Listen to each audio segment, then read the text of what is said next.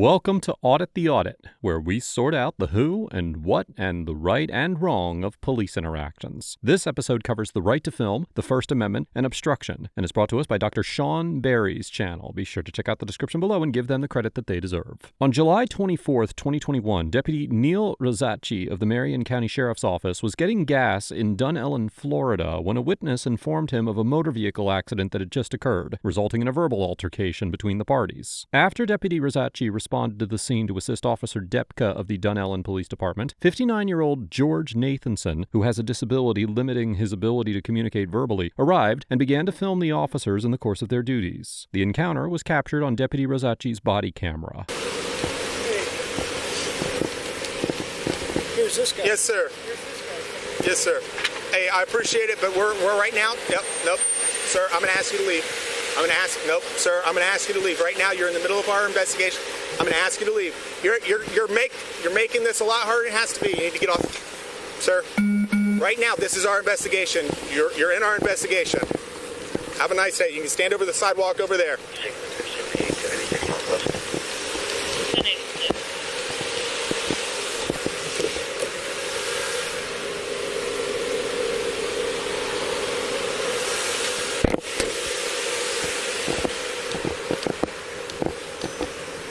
Just make some. He's the one that's trying to start the YouTube channel. That's fine. Make some action so we can get out of here.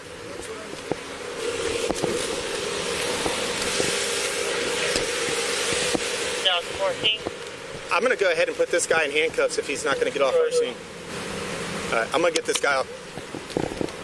Hey, sir, listen to me. I'm asking you to please get off our scene. Take your stuff. You can get off our scene, or I'm going to put you in handcuffs and I'm going to take you to jail. All right? You need to go, okay? Thank you. Right now, we're not going to have this conversation. You want to talk to me after we're done with our investigation? You can. But don't interfere with what we're doing over here. Thank you. Do not interfere with what we're doing over here. Hey, that guy, he's trying. Is he leaving? No, if he interferes one more time, he's going to go to jail. He's the voice. You familiar with that guy? I think I've heard it before, okay, yeah, but he tries to walks up to cars and films and everything. This is a whole cluster. It's longer than it needs.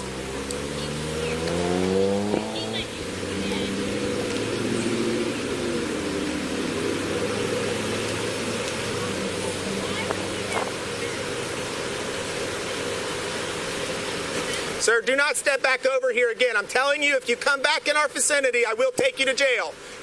Step back. Step back.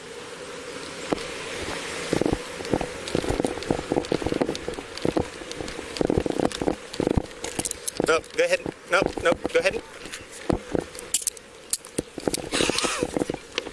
Put your phone down.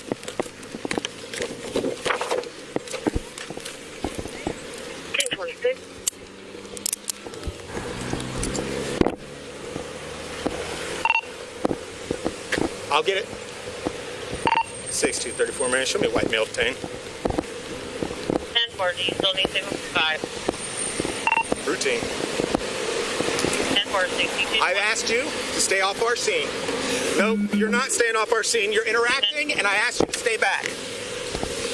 Deputy Rosacci places Mr. Nathanson in handcuffs and secures him in the back of the police vehicle, claiming that Mr. Nathanson was not, quote-unquote, staying off the scene. The 11th Circuit, which includes Florida, has long recognized that the First Amendment protects the right to film the police in public. In the 2000 case of Smith v. City of Cumming, the 11th Circuit Court of Appeals held that citizens have, now quoting, a First Amendment right, subject to reasonable time, manner, and place restrictions, to photograph or videotape police conduct, based on the fact that, now quoting again, the First Amendment protects the right to gather information about what public officials do on public property, and specifically, a right to record matters of public interest. As we have discussed before here on ATA, the right to film the police in public is not unlimited, and filming can be subject to reasonable time, place, and manner restrictions. However, as the First Circuit Court of Appeals explained in the 2011 case of Glick versus Cuniff, when an individual is in a so-called traditional public space, such as a park in the Glick case, or the public sidewalk that Mr. Nathanson filmed from, now quoting, "The rights of the state to limit the exercise of First Amendment activity are sharply circumscribed. Therefore," the court went on to hold that an individual's, quote, "peaceful recording of an arrest that does not interfere with the police officers' performance of their duties is not reasonably subject to limitation, at least when the individual non-disruptively films from a so-called comfortable remove." In reaching this conclusion, the court noted that, quote, "In our society, police officers are expected to endure significant burdens caused by citizens' exercise of their First Amendment rights. The same restraint demanded of law enforcement officers in the face of so-called provocative and challenging speech must be expected when they are merely the subject of videotaping that memorializes, without impairing, their work in public spaces." Here, Mr. Nathanson was filming from a safe distance from the accident scene and attempting to comply with Deputy Rosacci's orders that he not, quote-unquote, interfere. As such, Mr. Nathanson would have a strong argument that his filming was protected by the First Amendment, and that Deputy Rosacci's decision to place him in handcuffs interfered with his First and Fourth Amendment rights.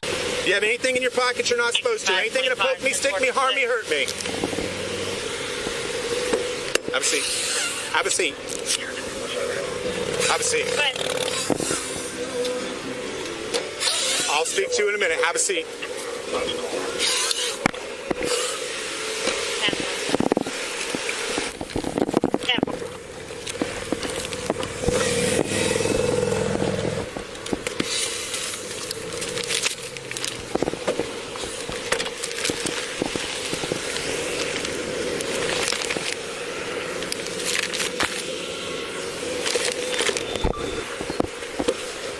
How do you communicate?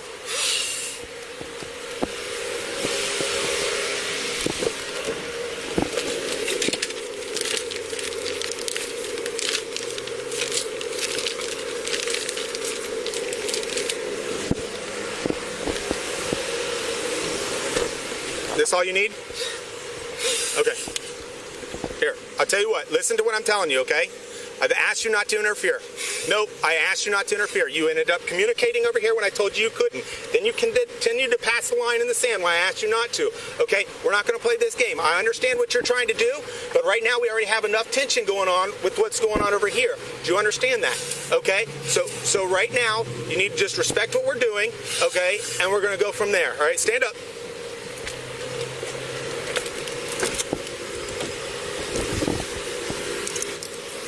Go ahead and have a seat back in the car. Have a seat back in the car. I would like the supervisor. Okay, have a seat. Hey, yeah, you guys in the area, or any of you in the area? All right. There's a gentleman who was coming up on our scene while we're dealing with a traffic accident, and he's trying to video and film us. I asked him to step back. He starts interacting with our victim suspect, or the vehicle accident. I asked him to not interact or interfere, step back past the line. He's still over here trying to film us. He's detained in the back seat of my car while we're conducting our business here on the traffic stop. He's requesting a supervisor. I didn't. I asked him not to pass the line. He's coming over here. I tell him that we're not to interact over here. He's coming over. He's getting up to our cars, filming us while we're trying to do what we're doing. I asked him, please step back. I'll talk to him afterwards. And he's still trying to interact with us, so I detained him because it's getting a little ridiculous. Deputy Rosacci calls a supervisor to explain the situation, but tells a very different story from the body camera footage. First, Deputy Rosacci claims that he told Mr. Nathanson not to cross a line and that Mr. Nathanson did not comply. However, the body camera footage shows that Deputy Rosacci never told Mr. Nathanson to stay behind a certain line, and simply told him to stay off the scene and stand on the sidewalk. Next, Deputy Rosacci alleged that Mr. Nathanson was coming up to the officers' vehicles and filming after he ordered them to stand back from the scene, when in fact, Mr. Nathanson was initially filming near the police vehicles when he arrived on the scene, but once Deputy Rosacci ordered him to stay back, he did not attempt to reapproach the vehicles. Finally, Deputy Rosacci claimed that when he detained Mr. Nathanson, he was attempting to interact with the officers, when in fact, Mr. Nathanson was silently filming from a public sidewalk a substantial distance away from the accident. Yes, sir. Yes, sir. I just have him detained right now. I don't really care. I mean, I'll take him to jail, but right now I'm just trying to get done what we're doing because we've got parents showing up. both subjects are arguing back and forth, and nope, he was not. He just showed up to film us. He's got his little information he wants to hand us while we're on the scene, and he's a guy who can't talk. He has to use a machine to talk. So I don't know if you're familiar with him. So it looks like we're about ready to be done here, and I'm good to set him free, but at the end of the day, I mean, that's just where we're at right now. Yep, 10-4. All right, thanks. All right. You got enough air back there, sir? More AC? Turn it up, you said?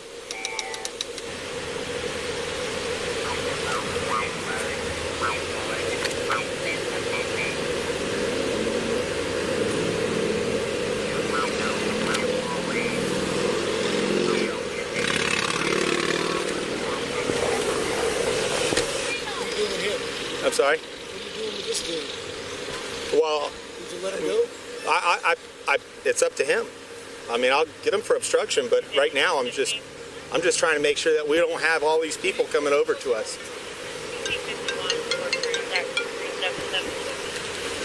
Hey, Rizachi. Yeah. Yeah, so it was a signal 4. I was at the gas station getting a drink, and there was a signal 4 involving, looks like a gray Chrysler. And then shortly after that, some gentleman shows up. He's got a speech issue. He can't talk. He has to talk by using a machine. So he comes over. He's literally right up to the door of my car, filming up in there. And he's just some Joe citizen. Has nothing to do with this situation or this accident.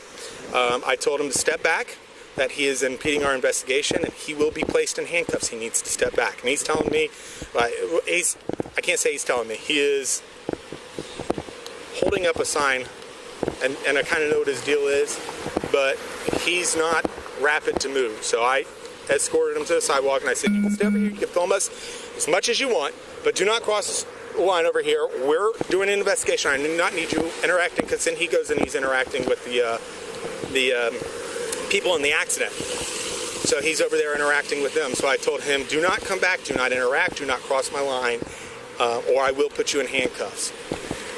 And so he does, and I go ahead and put him in handcuffs and escort him to the car. But, well, right now I'm good with, as long as I can get him for obstruction, but right now I just wanted to make sure that everything is safe here so Delta 14 can do his investigation.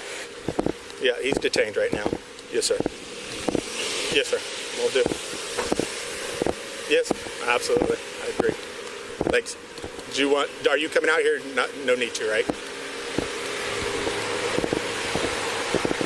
Perfect. Sounds good.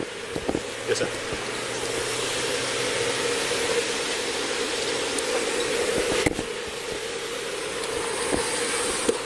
All right, so here's the deal, all right? You are going to be placed under arrest for obstruction, okay? Listen to me, all right? If you have a complaint or if you want, you can talk to him. Listen to me. You're not going to... Okay. Have a nice day. Deputy Rosacci tells Mr. Nathanson that he's going to be placed under arrest for obstruction under Section 843.02 of the Florida statutes. Quote, whoever shall resist, obstruct, or oppose any officer in the lawful execution of any legal duty without offering or doing violence to the person of the officer shall be guilty of a misdemeanor of the first degree. Florida courts have generally concluded that the failure to comply with the lawful order of a police officer can constitute obstruction in violation of this statute, and in his arrest affidavit, Deputy Rosacci wrote that Mr. Nathanson, quote, began walking toward the scene, and one final order was given for the defendant to step back. The defendant then planted his feet, not yielding to the final order, and was subsequently placed under arrest for obstruction. Now, it should be noted that prior to Mr. Nathanson's arrest, the body camera footage shows that he had taken a couple of steps back from where Deputy Rosacci ordered him to stand, and then stepped forward again to his initial location. After Mr. Nathanson returned to where he had been standing, Deputy Rosacci ordered him to step back even further, and Mr. Nathanson responded by trying to draw Deputy Rosacci's attention to where he was standing. Deputy Rosacci then ignored Mr. Nathanson's attempts to communicate and placed him under arrest. As we discussed earlier in this episode, it is highly questionable whether Deputy Rosacci's order that Mr. Nathanson continue to step back from the scene when he was already standing where Deputy Rosacci had told him to stand, which was on a public sidewalk a considerable distance away from the scene, was lawful in consideration of the substantial protections given to filming disciplining the police in a public forum by the First Amendment. As the 11th Circuit Court of Appeals outlined in the 2022 case of Baxter versus Roberts, a citizen's failure to comply with an unlawful police command does not constitute obstruction under Florida law. Rather, as the court explained, quote, Florida's obstruction statute makes clear that a citizen commits an obstruction offense only if his resistance is in response to the officer's lawful execution of a legal duty. To meet this threshold, the conduct of the officer must be consistent with the Fourth Amendment and any other relevant requirements of law. Accordingly, even if a court found that Mr. Nathanson had failed to comply with Deputy Rosacci's commands, which is highly questionable in and of itself, it is improbable that a court would find that Mr. Nathanson's actions rose to the level of obstruction, given Deputy Rosacci's likely unlawful interference with his First Amendment right to film. 6234 May, show me 1015, white male. All right, sir, listen to what I'm going to tell you, okay? You're already hard enough to understand. I'm not going to sit here and have a conversation with you when every time I do, you talk over me. We're not going to do it, okay? So when we get to the jail, we can establish everything that you need. You need... Your stuff is in the car and you'll have it when we get to the jail. Do you need medics? Do you need medics? When you get to the jail, you can ask the nurse. They will have, yes they will, they'll have what you need. Sir, I asked you to step off the scene and to stop interacting. Okay.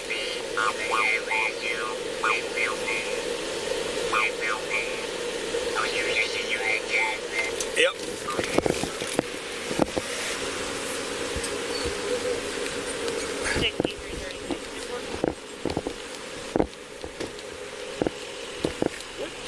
I'm hot, I'll tell you. So, all right.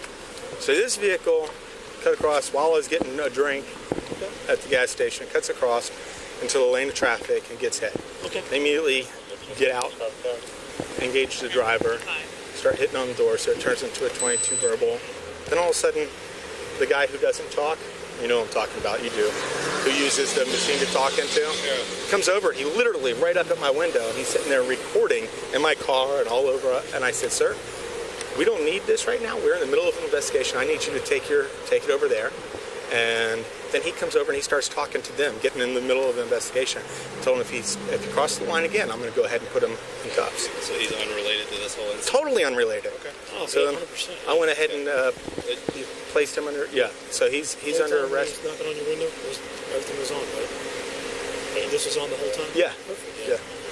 That's the guy who came up to me and you at the gas station. Yeah. What he's trying to do is he's trying to get arrested so that he can somehow accuse us of violating his rights. Well, now that you're here, I'm going to go ahead and take my guy. Just make sure that he's good.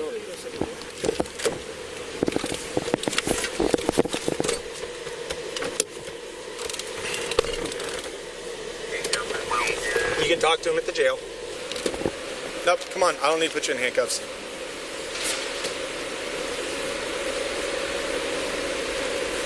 You didn't leave anything in the car, did you?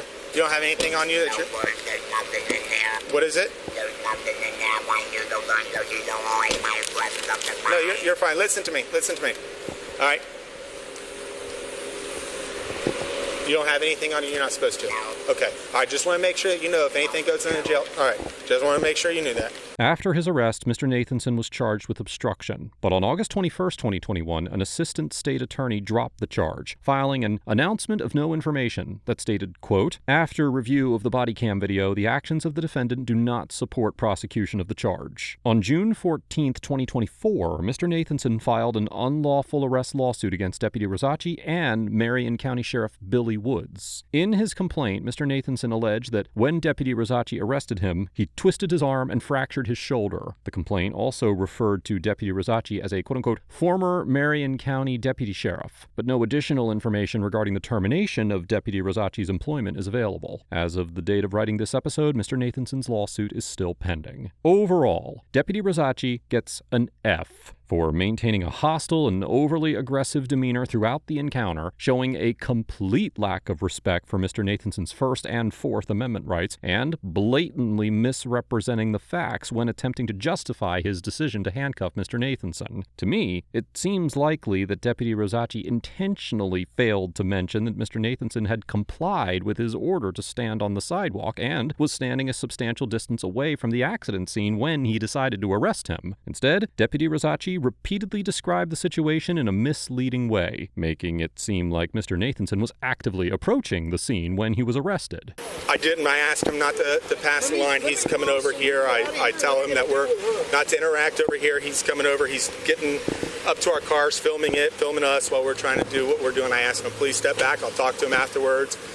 And he's still trying to interact with us, so I detained him because it's getting a little ridiculous. So he's over there interacting with them. So I told him, do not come back, do not interact, do not cross my line, or I will put you in handcuffs. And so he does, and I go ahead and put him in handcuffs and escort him to the car. But fortunately, body camera footage that unquestionably contradicts Deputy Rosacci's story was available for this encounter, and the fabricated charge against Mr. Nathanson was dropped. However, this interaction revealed an alarming lack of integrity on Deputy Rosacci's part, and leads me to seriously question the validity of previous arrests by Deputy Rosacci where the events were not so clearly documented. Mr. Nathanson gets an A, because although he did get heated at certain points during the encounter, he generally maintained a calm and respectful demeanor, attempted to comply with Deputy Rosacci's commands, submitted to the unlawful arrest without physical resistance, and took appropriate legal action after the fact to challenge Deputy Rosacci's actions. While Mr. Nathanson did his best to try to communicate with Deputy Rosacci during the encounter, Deputy Rosacci had no interest in trying to understand his disability or what he was trying to say to him, and Mr. Nathanson then proceeded to peacefully and non-disruptively film the officers from a significant distance. I commend Mr. Nathanson for his tenacity and his commitment to defending his constitutional rights, and wish him the best of luck in the courtroom. Let us know if there is an interaction or legal topic that you would like us to discuss in the comments below. Thank you for watching, and don't forget to check out my second channel for even more police interaction content.